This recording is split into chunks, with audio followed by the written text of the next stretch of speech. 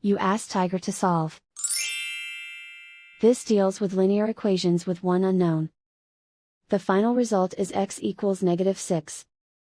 Let's solve it step by step. Simplify the expression.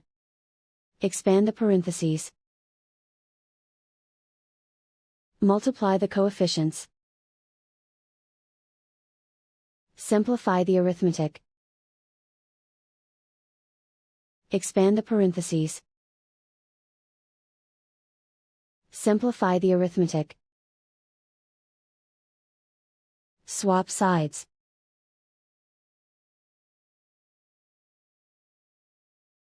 Group all constants on the right side of the equation.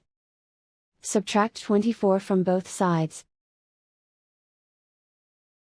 Simplify the arithmetic.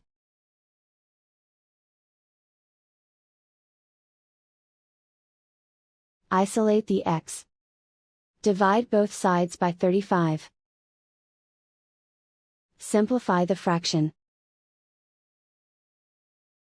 Find the greatest common factor of the numerator and denominator. Factor out and cancel the greatest common factor. And so the final result is x equals -6.